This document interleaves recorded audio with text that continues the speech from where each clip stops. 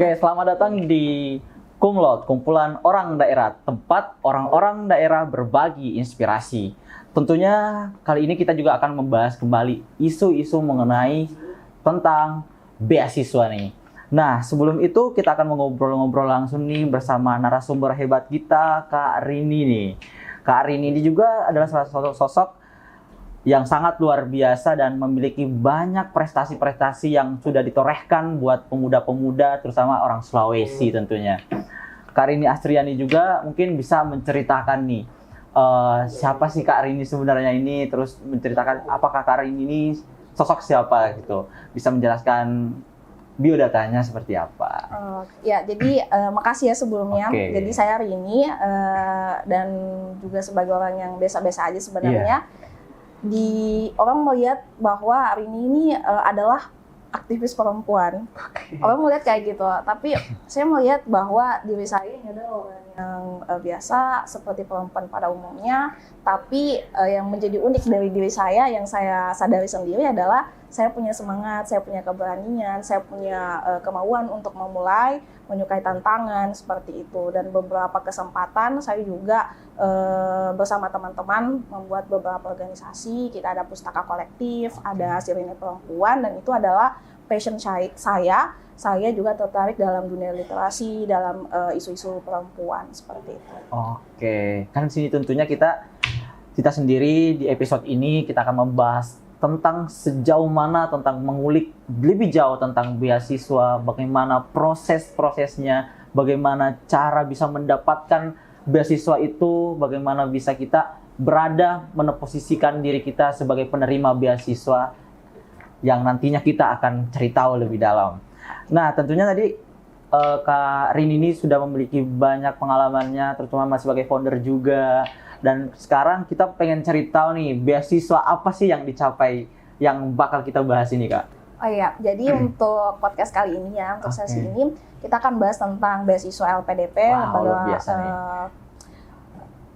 Pengelola Dana Pendidikan, dalam artian bahwa beasiswa LPDP ini adalah beasiswa yang sangat viral ya, karena banyak dari kita itu berlomba-lomba untuk mendapatkan beasiswa LPDP. Kenapa kita berlomba-lomba? Karena beasiswa ini adalah beasiswa yang mengcover secara keseluruhan, baik itu dari tuition fee, living allowance, book allowance, dan segala macamnya itu di-cover oleh beasiswa LPDP. Jadi karena kita dan di LPDP juga itu sebenarnya banyak hal yang tidak hanya cuma satu jalur aja, tapi banyak jalur yang bisa ditempuh oleh teman-teman.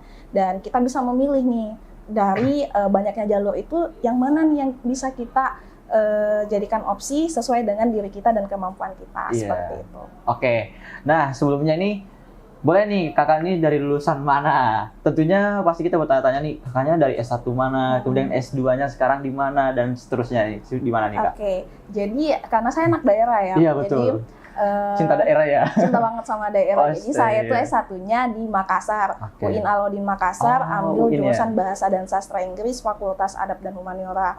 Kemudian untuk S2, saya agak lompat sedikit nih di fakultas sebelah gitu, tapi masih sosial humaniora. Ya. Jadi saya di Fakultas Ilmu Sosial dan Ilmu Politik, FISIP UI, ambil jurusan Hubungan Internasional. Luar biasa nih, Kak ya. Oke, kemudian apa yang membuat LPDP ini berbeda dari program beasiswa lainnya, Kak? Kira-kira bagaimana pengalaman saat pertama kali mendaftar di beasiswa ini? Jadi mungkin saya mau cerita ya. Boleh. Mungkin menarik ke belakang gitu. Dari awal saya kenal LPDP itu. Jadi sebenarnya LPDP itu saya tahu sejak saya di bangku SMA. Saya punya kenalan dan dia juga lagi struggle buat mendaftar beasiswa LPDP dan kesana kembali mencari rekomendasi, dan itu saya juga termasuk orang yang menemani perjalanan beliau seperti itu. Nah, di sini saya melihat bahwa sepertinya menarik nih beasiswa ini, tapi karena pada waktu itu internet masih belum terlalu booming di kalangan kita, jadi ya udah disimpan aja pengetahuan itu tentang LPDP. Gitu ya. Jadi sampai pada kuliah, saya memang dari awal saya ingin lanjut S2, nggak boleh tidak gitu. Even mungkin bagi sebagian orang bahkan bagi saya juga untuk menjadi mahasiswa S2 itu adalah mimpi yang sangat besar bagi anak daerah, apalagi dari kabupaten kayak gitu. Kampung. Dari kabupaten. Jadi kenapa tidak gitu, dan itulah saya merasa menjadi unik sendiri nih, karena di keluarga saya ya udahlah sampai S1 aja, tapi saya enggak, saya mau sampai S2 mungkin karena saya melihat bahwa pendidikan ini bisa melahirkan kita berkali-kali. Gitu yang saya pahami. Nah, di bangku kuliah S1 saya kemudian mencari tahu tentang LPDP itu sebelum mendaftar. Jadi satu pesan saya, even kita masih di bangku kuliah dan belum dalam waktu dekat ingin mendaftar beasiswa, kita harus punya target nih. Beasiswa apa yang ingin kita apply, misalnya LPDP, BU, BPI dan segala macam. Banyak yang salah ambil beasiswa ya, sampai salah posisi dia. Betul. Jadi kita tahu nih perkembangan beasiswa itu seperti apa, karena untuk persyaratan itu sendiri dari setiap tahunnya itu berkembang dan beasiswa itu punya visi dan misi. Jadi kita harus menyesuaikan nih. Kan kita persiapannya itu nggak yang 1 bulan 2 bulan doang, tapi kita juga persiapan dari sejak kita S1, apa kontribusi kita yang bisa dilihat oleh para interviewer, yang bisa dilihat oleh penyeleksi LPDP. Nah ini muncul nih pasti pertanyaan, kira-kira bagaimana kesan kakak nih ketika pertama kali mendengar tentang proses seleksi LPDP? Kira-kira, nah sekarang nih pertanyaan selanjutnya tuh, kakak sekarang lulusnya dapat LPDP mana nih? Dalam negeri apa di luar negeri? Kan itu ada 2 ya. Iya, itu di mana nih kak? Ya, jadi pada saat itu saya ambil dalam negeri karena saya lulusan Universitas Indonesia. Masya Allah. Bener. Jadi ini sebenarnya karena di LPDP itu untuk beasiswa luar negeri dan dalam negeri itu punya persyaratan yang berbeda. Nah, jadi ketika teman-teman ingin mendaftar beasiswa luar negeri, pastikan dulu nih TOEFL-nya. IELTS-nya gitu. Jadi mungkin saran saya jangan mengisi dulu saya mau daftar karena target saya LN luar negeri. Terus mengisi langsung luar negeri gitu kan. Tapi tes TOEFL dulu deh, tes IELTS dulu deh, kayak gitu. Apakah persyaratan LPDP untuk luar negeri, dalam negeri itu memenuhi syaratnya, kayak gitu. Nah, ketika setelah memahami sih gambaran-gambaran umumnya ya tentang LPDP, bahwa LPDP ini dikenal sangat ketat dan juga kompetitif nih, apalagi diadain oleh instansi pemerintahan. Dari sini mulai dari tes substansi, akademik, ada wawancaranya, dan juga tentunya Kak Rini ini pasti bisa diceritakan nih tentang seberapa besar yang tantangan yang dihadapi dalam proses seleksi ini, Kak. Mungkin berapa sih ketatnya gitu, saking seberapa ketat? Iya. Saya rasa sangat ketat ya, karena kita kan pada saat pendaftaran itu kita gabung di banyak grup. Ya baik itu WA, Telegram, dan kita juga cari info di salah satu semua sosial media ya. Baik itu sosial medianya langsung LPDP ataupun ada forum-forum dalam sosial media itu yang bahas soal beasiswa LPDP. Nah, kita tuh cari tahu tuh semua di sana, ternyata ada saking ketatnya kita melihat bahwa kita nggak tahu nih LPDP sebenarnya menjaring awalnya itu seperti apa, karena kita melihat bahwa ada potensi ini yang dimiliki si A dan ada juga potensi itu yang dimiliki oleh si B, tapi ternyata A lulus, B tidak lulus, kayak gitu. Jadi ini sangat misteri banget. Tapi satu yang bisa saya bagikan dan share bahwa LPDP itu ingin menjaring pemimpin masa depan yang punya profesionalitas yang tinggi di salah satu bidang. Misalnya karena misalnya saya di Soshum, kakak di bagian teknik seperti Saintek itu, betul Saintek. Jadi LPDP itu punya beberapa bidang yang baik itu kedokteran, saintek, hukum, soshum, sosial budaya, gitu, kayak gitu. Itu tuh menjadi prioritas daripada LPDP. Oh gitu ya. Nah, sini kira-kira apa sih Kak yang menjadi tips menurut Kakak wajib dilakukan oleh pelamar nih nantinya atau menulis esai dan rencana studi yang kuat? Seperti apa itu Kak? Apa sih tipsnya gitu? Jadi untuk tipsnya sendiri menulis esai ya. Iya betul. Menulis esai. Jadi untuk S2 itu kita cukup menulis esai atau motivation letter. Kenapa kita ingin mendaftar LPDP atau apa sih dalam diri kita ini yang bisa dilihat oleh penyeleksi kayak siap. gitu. Nah, untuk tipsnya sendiri bahwa yang pertama adalah kejujuran. Artinya teman-teman jangan menulis hal-hal yang tidak pernah ada dalam kehidupan kita, tidak ada dalam diri kita, yang karena dialami yang tidak pernah dialami, karena itu akan menyulitkan kita sendiri ketika kita interview. Ketika kita sudah sampai pada tahap interview, karena pada tahap interview itu ada beberapa interviewer, tidak hanya satu tapi ada 3, ada 3 dan salah satunya psikolog kayak gitu. Jadi perlu untuk kejujuran itu ditekankan. Nah, kemudian untuk menulis daripada esai ini, teman-teman bisa menulis mulai dari diri teman-teman. Siapa saya, kemudian bagaimana kehidupan saya, bagaimana saya menjalani kehidupan saya, kemudian apa yang pernah saya kontribusikan, kayak gitu, saya pernah terlibat di mana, dan meminimalisir keakuan. Meminimalisir keakuan artinya tidak hanya berdampak pada diri saya, tapi juga berdampak pada orang banyak, dan itu yang ingin dilihat oleh LPDP seperti itu. Kemudian yang kedua, selanjutnya seperti itu adalah bagaimana kita menulis apa rencana masa depan kita. Jadi rencana masa depan itu adalah hal-hal yang terukur.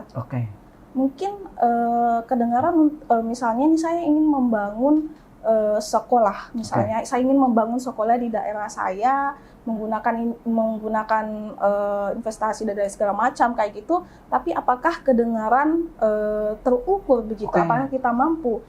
Seperti itu. Kemudian ketika ternyata rencana masa depannya hanya ingin bukan hanya ya, tapi ingin menjadi dosen di salah satu universitas, ingin kembali ke daerahnya, itu lebih terukur dibanding ingin membangun, karena itu tidak terlalu konkret untuk dilihat seperti itu dibanding untuk ingin menjadi dosen di salah satu universitas.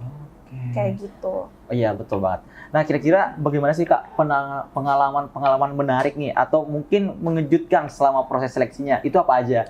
Karena tadi kan sempat diceritakan nih bahwa ada teman-teman Kakak nih yang benar-benar dikejutkan, kita yang lulus, mereka nggak lulus gitu. Pasti itu adalah hal-hal pengalaman mungkin bisa diceritakan gitu, supaya kita juga bisa mempersiapkan antara diri kita dan juga teman kita juga bisa mempersiapkan hal yang sama. Betul. Gitu. Jadi ini pada saat saya mungkin juga menjelaskan pada waktu itu saya melakukan tahap pendaftarannya. Jadi pada tahap pendaftaran itu saya punya waktu 7 hari.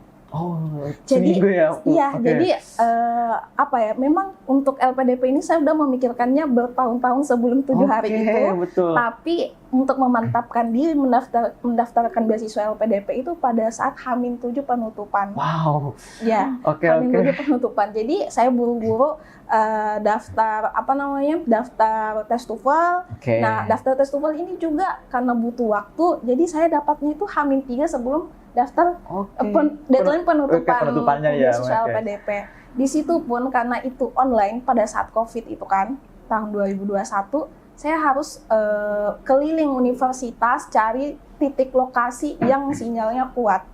Sinyalnya kuat dan bisa mengerjakan tes TOEFL pada waktu itu. Nah, di situ tuh struggle-nya saya. Nah, jadi pada saat kita kan persyaratannya adalah sertifikat TOEFL. TOEFL. Ini sangat kontroversial juga, problematik juga di kalangan kita sebagai calon pendaftar gitu kan, karena melihat bahwa apakah bisa menggunakan score report tes TOEFL ini untuk mendaftar beasiswa LPDP. Apakah ini tidak menjadi masalah gitu? Apakah ini juga resmi meskipun kita juga tes di lembaga yang resmi gitu. Nah, ternyata saya termasuk orang yang beruntung. Saya termasuk orang yang beruntung dan itu ternyata bisa.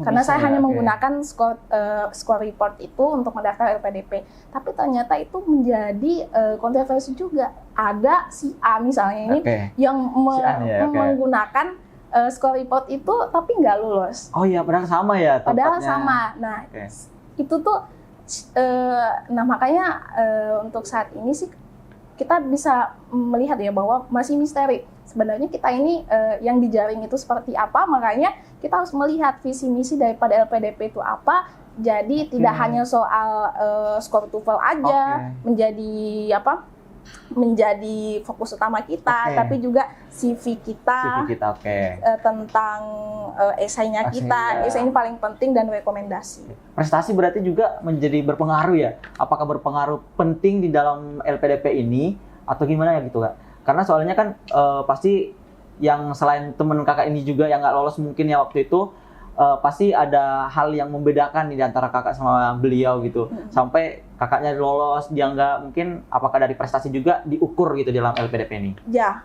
jadi segudang prestasi itu tidak menjamin kita lulus LPDP. Gitu ya? Iya, karena saya pernah riset dengan teman-teman saya. Pada waktu itu salah satu orang yang saya kenal kemudian mendaftar LPDP itu sampai 7 kali baru lolos. Sampai 7 kali baru lolos, padahal yang saya kenal beliau ini sudah keliling di beberapa negara, memiliki kecakapan bahasa Inggris yang baik kayak gitu kan, dan punya segudang prestasi di bahasa dan juga di NGO seperti itu. Nah, kemudian salah satu teman saya yang lulus LPDP itu dia punya kemampuan menyanyi. Menyanyi. Dia punya kemampuan menyanyi, tapi kemampuan itu dia gunakan untuk sosialisasi di daerahnya. Dia gabung dengan majelis taklim, kayak gitu. Jadi sebenarnya dia berdampak, kayak gitu kan. Dampaknya kecil, tapi itu yang bisa dilihat oleh LPDP konkret. Gitu ya. Iya. Jadi meskipun prestasi itu kecil, tapi itu berdampak luas ya. Ya, tidak hanya pada diri kita sendiri, itu akan menjadi satu bobot penilaian bagi penyeleksi. Ternyata padahal hal kecil yang kita tonjolin itu ternyata bisa berdampak juga kepada penyelenggara gitu. Padahal yang dia lakukan itu hal kecil gitu. Ternyata memang karena ujung-ujungnya LPDP ini pasti fokusnya kembali untuk mengabdi ke negara. Kan apalagi yang mengadain adalah lembaga negara gitu. Nah, di sini kan semakin menarik Kak mendengar pengalaman Kakak yang sampaikan tadi. Seperti yang kita tahu ada juga beberapa kontroversi nih Kak yang sering menjadi bahan diskusi di masyarakat. Nah, misalnya isu tentang transparansi seleksi yang seperti tadi Kakak sampaikan kan. Kemudian prioritas program studi tertentu, dan juga ada bahkan kewajiban kembali ke Indonesia bagi yang di luar negeri. Nah, kira-kira apa pandangan Kakak tentang isu-isu ini? Apakah menurut Kakak ini kritik yang muncul beralasan atau mungkin ada miskomunikasi gitu Kak? Baik. Gimana tuh? Jadi yang terkait transparansi, transparansi seleksi daripada LPDP. Saya rasa untuk LPDP itu cukup transparansi.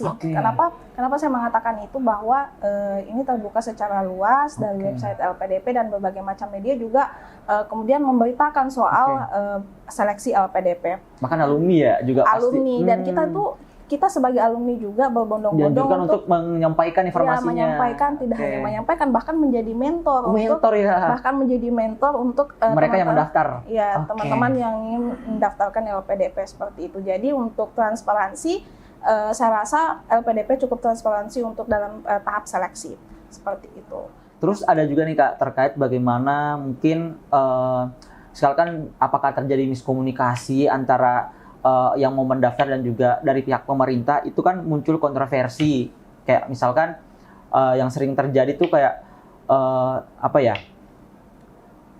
kan transparansi udah dijelasin, kemudian ada kayak tentang program studi yang tertentu. Apakah itu nggak semua program studi itu bisa ditempuh gitu? Apakah di dalam negeri atau di luar negeri? Betul. Jadi gini, di LPDP itu memang ada list kampus dan ada list jurusan yang di-cover oleh LPDP. Jadi memang nggak semua kampus di Indonesia itu terdaftar di LPDP, dan bahkan meskipun kampus itu terdaftar, tidak semua jurusan dalam kampus itu terdaftar di LPDP. Jadi memang pertama ya, kenapa LPDP memberikan sistem yang seperti itu? Karena LPDP itu ingin sesuatu pendidikan yang berkualitas. Jadi di LPDP itu kampus-kampus yang punya ranking yang bagus punya ranking yang tinggi. Bahkan di LPDP itu ada jalur perguruan tinggi utama dunia PTUD. Jadi Oke. teman-teman yang udah dapat LOA PTUD itu bisa daftar LPDP pakai jalur itu. Oke. Jadi memang seperti itu sih. Jadi kalau untuk untuk jurusan yang spesial hanya jurusan yang seperti ini saya rasa tidak. Selagi itu tercover di LPDP dan bisa dibiayai oleh LPDP, Oke. maka bisa. Oke. Kemudian ada lagi nih Kak, kewajiban kembali ke Indonesia nih. Mungkin teman-teman Kakak pasti ada yang lulus di luar negeri nih. Iya. Terus sudah lulus, apakah itu memang wajib kembali ke negara kita sendiri atau seperti apa? Karena itu menjadi perdebatan juga buat teman-teman di luar sana. Karena dia sampai bilang, wah kayaknya harus kembali lagi ke Indonesia. Sedangkan di Indonesia juga wadahnya kurang yang diberikan oleh pemerintah. Seperti apa nih Kak? Iya. Jadi untuk Itu kembali betul apa gimana ya gitu?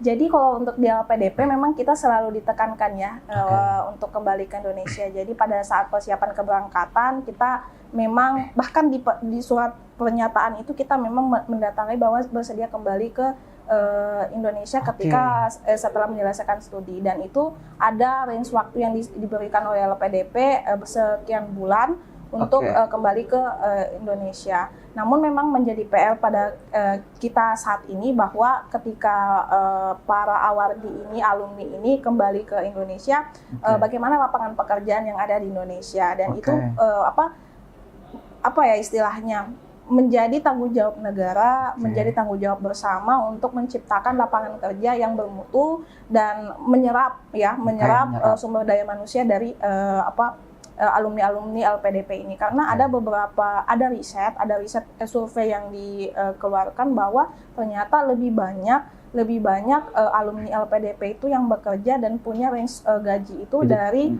3 sampai 8 juta, 4 sampai 8 juta seperti itu. Intinya kayak gini, nggak terlalu besar, nggak sampai 2 digit, dan itu lebih banyak di situ. Oh gitu ya, ya. lebih mayoritas. Nah, kira-kira apa yang jadi saran untuk pihak LPDP dalam, mungkin kalau ada kekurangannya, apa yang harus diperbaiki dari sisi di sana sebagai supaya informasi itu nggak sampai kontroversial gitu, sampai semua ada yang membuat gaduh bahwa LPDP itu seperti ini dan lain sebagainya. Itu kira-kira apa nih Kak, supaya mungkin lebih ke depannya itu lebih baik lagi gitu. Iya. Atau mungkin sudah baik gitu, tapi harus ditingkatin apanya gitu. Iya, jadi sebenarnya untuk sebenarnya ini menjadi kesadaran kita sih, menjadi kesadaran kita sebagai awardi, sebagai alumni. Sebenarnya tujuan kita untuk berpendidikan itu apa? Kalau misalkan, karena kan yang ditekankan oleh LPDP adalah menjadi pemimpin masa depan, menjadi profesional di segala bidang. Artinya meskipun dimanapun dia berkiprah, dimanapun tempatnya, ketika dia bisa membawa nama Indonesia, ketika bisa membawa marwah diri Indonesia menjadi orang yang profesional di bidang itu akan menjadi sebuah penilaian bagi Indonesia. Artinya ada value yang dilihat oleh negara asing, misalnya meskipun dia di luar negeri untuk bekerja, ada value yang dilihat oleh negara asing bahwa orang Indonesia itu punya etos kerja yang baik, punya pengetahuan yang luas, punya kemampuan kepemimpinan atau leadership yang kuat. Artinya saya melihat bahwa ketika penerjemahan tentang kepemimpinan dan kontribusi untuk negara itu hanya dilihat sebatas kembali ke dalam negeri, itu akan sangat sempit. Itu akan sangat sempit, karena untuk membuat bangsa ini besar berarti kita harus melebarkan sayap. Nah pasti banyak yang bertanya-tanya pendengar kita di luar sana nih Kak. Bagaimana mereka bisa mempersiapkan diri untuk menghadapi seleksi LPDP dengan lebih baik kan? Nah, kira-kira berdasarkan pengalaman Kakak sampaikan tadi, apa langkah-langkah utama yang harus dilakukan oleh calon pelamar untuk mempersiapkan diri menghadapi seleksi LPDP ini? Kira-kira apa sih kesalahan yang krusial yang sering terjadi yang dilakukan oleh pelamar, dan bagaimana sih kita harus menghindarinya? Jadi untuk tips dan triknya ya untuk mempersiapkan diri sejak dini, sejak awal untuk mendaftar beasiswa LPDP adalah membaca website LPDP. Jadi semua di website beasiswa LPDP itu sudah ada jalur-jalur yang ditetapkan. Seperti itu, sudah ada jalur-jalur yang ditetapkan. Jadi kita tinggal membaca nih, misalnya jalur reguler atau umum. di jalur reguler atau umum itu ada PTUD, ada apa lagi? Intinya ada PTUD, dan itu di situ kita harus melihat nih persyaratan apa yang bisa saya penuhi. Misalnya ada juga beasiswa afirmasi. Di beasiswa afirmasi itu juga ada beberapa turunannya lagi, ada beasiswa prasejahtera, ada beasiswa putra-putri Papua, ada beasiswa apa lagi nih? Daerah tertinggal, 3T, tertinggal, terdepan, terbelakang. Kayak gitu. Itu juga bisa menjadi referensi teman-teman. Jadi di mana saya cocok. Ada juga beasiswa riset, ada juga beasiswa kerjasama LPDP dengan AAS, ada beasiswa kerjasama dengan NUS dan segala macam seperti itu. Jadi tinggal dibaca. Nah, dibaca. Kebanyakan membaca itu penting banget ya tentunya. Kemudian sejak dini juga karena saya rasa juga perlu memperhatikan IPK. Oh, IPK, betul. Iya, meskipun 3,0 itu adalah angka yang menurut saya itu bisa aja nih didapatkan. Betul. Tapi nggak semua orang bisa lulus dengan 3,0.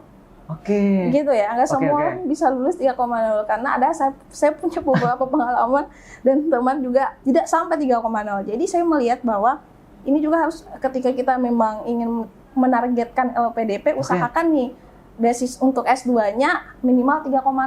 3,0. Iya, minimal 3,0. Belajar bahasa, itu paling penting, belajar bahasa, kemudian rekomendasinya. Saya ingin menekankan bahwa untuk rekomendasi itu tidak sembarang orang yang bisa kasih kita rekomendasi. Artinya semua orang memang punya potensi untuk memberikan rekomendasi, tapi apakah orang itu terlibat dalam proses kita berkontribusi, proses kita berorganisasi misalnya, apakah orang itu melihat kinerja kita. Nah, dan itu harus dijelaskan nih di esai. Oh, gitu harus ya. Jadi terlibat dalam proses kita juga harus dilibatkan juga di situ. Betul. Jadi misalnya saya jadi pemimpin ketua organisasi di kampus ini misalnya. Tapi pada saat melampirkan rekomendasi, misal bukan rektornya, bukan wakil rektor bidang kemahasiswaannya, gitu, dijelasin detailnya. Jadi rekomendasi itu menjadi penambah akuratnya apa yang kita sampaikan di esai seperti itu. Nah, tentunya nih Kak, kira-kira pasti ini juga berpengaruh penting nih kepada personal kita. Kira-kira sih bagaimana cara mengolah mental nih Kak? Mental dan juga emosi, terutama di tahap-tahap krusial seperti wawancara. Kan kebanyakan juga jatuh di wawancara gara-gara dia nggak bisa mengontrol emosi, nggak bisa mempertahankan argumentasinya, sampai kalah pada saat mereka wawancara itu. Kira-kira bagaimana nih Kak tips untuk kita bisa menahan emosional kita untuk pas menjawabnya itu baik gitu? Baik. Jadi pada saat tahapan wawancara, memang ini adalah tahapan yang terakhir dan sangat krusial. Betul, banyak orang yang jatuh di tahap itu karena kita menghadapi bukan sistem. Karena kita menghadapi orang. Kita menghadapi orang. Jadi karakter orang yang menginterview kita itu adalah penunjang juga. Penunjang juga. Jadi maksud saya seperti ini. Untuk wawancara kita tidak hanya sampai 10 menit doang kan. Mungkin 5 menit di awal kita bisa membaca siapa interview kita, interviewer kita, siapa mereka dari pertanyaan-pertanyaan yang disampaikan, bagaimana dia menyampaikan. Itu tips yang pertama dari saya. Kemudian yang kedua dari kita sendiri, bahwa kita ketika menyampaikan argumen itu perlu terstruktur. Betul. Perlu terstruktur, artinya runut dan bisa dipahami oleh interviewer. Kemudian ketika kita menjelaskan sesuatu, yang saya tekankan lagi adalah tidak menekankan keakuan, karena interviewer itu akan melihat bahwa kita tidak punya intensi untuk memberikan kontribusi yang luas kayak gitu. Jadi saya melihat bahwa karena ini adalah dana abadi dari negara, dari masyarakat Indonesia, artinya apa yang diinvestasikan oleh negara ini harus kembali ke negara. Seperti itu, dalam bentuk kontribusi. Seperti itu. Kemudian yang selanjutnya adalah kita bisa menjelaskan rencana studi kita. Rencana. Rencana studi kita. Dari pengalaman saya, yang bisa saya bagikan adalah ketika saya ditanya tentang rencana studi, memang kita akan diberikan pertanyaan-pertanyaan yang mengecoh. Oke. Karena saya sebagai yang pernah berpengalaman bahwa ditanya soal kenapa lintas jurusan kayak gitu, Oke. itu kan menjadi salah satu pemberat ya. Oh iya, pemberat, Oh, betul. Kenapa ya kayak gitu? Jadi ketika ditanya tentang lintas jurusan, kita juga harus menjelaskan apa korelasi dari Oke. S1-nya kita atau penelitian kita pada saat S1, kemudian penelitian kita pada saat S2. Oke. Dan apa kontribusinya untuk orang banyak. Seperti itu yang bisa dijelaskan. Kemudian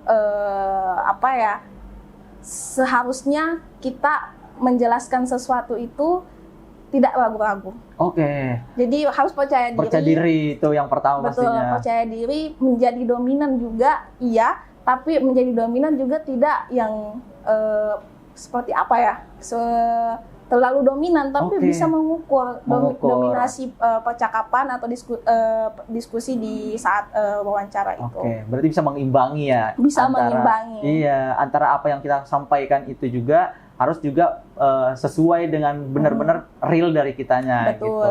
Jadi juga kalau misalnya ada hal yang tidak diketahui, ya bilang saja tidak tahu, Iya. kayak gitu. Karena jangan sampai kita menyampaikan hal kayak gitu Oke. yang seolah-olah kita tahu semuanya, Betul. padahal yang kita sampaikan ini orang itu udah tahu, dan itu kayak gitu. Jadi Oke. seperti itu. Oke. Mungkin itu udah makin panas dan makin gimana ya pembahasan kita. Ini tuh obrolan kita benar-benar membuka wawasan buat teman-teman juga. Sebelumnya terima kasih Karini untuk menyempatkan waktunya untuk menjadi narasumber kita pada podcast ini. Tentunya Kakak ada harapan atau bahkan ada closing statement nih buat teman-teman yang mungkin yang belum lolos LPDP, bagaimana mereka bisa untuk mencapai ke sana. Silahkan Kak. Oke, baik. Jadi untuk lolos beasiswa LPDP, yang pertama adalah yang pastinya adalah persiapan. Teman-teman harus tahu karakter daripada LPDP, meskipun LPDP ini bukan manusia, tapi kita harus juga tahu karakter daripada lembaga ini seperti apa. Kemudian yang kedua adalah persiapan bahasa, pastinya persiapan bahasa, karena banyak dari kita yang kemudian terkendala untuk daftar beasiswa LPDP karena kendala bahasa. Oke. Seperti itu. Jadi kita bisa mulai belajar dari sekarang mempersiapkan TOEFL atau IELTS kita. Kemudian teman-teman mencari kegiatan-kegiatan di luar daripada aktivitas kuliah, karena kenapa ini akan sangat berdampak pada pengembangan diri kita sebagai individu. Artinya kita bisa belajar tentang public speaking, kita bisa belajar tentang leadership, itu tidak di bangku kuliah tapi di organisasi atau kegiatan ekstrakurikuler yang kita ikuti di luar bangku kuliah. Kemudian perbanyak relasi. Kenapa saya bilang seperti ini? Memperbanyak relasi adalah memberikan kemampuan kita untuk bisa membaca karakter daripada lawan bicara kita, dan kita bisa menempatkan diri di mana kita bisa berposisi menjadi karakter A atau B. Seperti itu. Itu sih yang bisa saya sampaikan. Oke, luar biasa nih Kak. Mungkin pengalamannya ini mungkin bisa memberikan inspirasi yang luar biasa kepada teman-teman kita. Apalagi di podcast ini kita adalah sebagai orang daerah tentunya, Iya. yang benar-benar harus menebarkan inspirasi kepada halayak luas, bukan hanya buat teman-teman kita yang di daerah ataupun bahkan di perantauan, tetapi sebagai acuan kita untuk selalu menebarkan hal-hal positif. Nah, tentunya teman-teman yang di sana jangan lupa, ini adalah podcast yang luar biasa. Untuk itu buat teman-teman ketika suka podcast kita pada kali ini, bisa like, komen, dan juga subscribe. Terima kasih.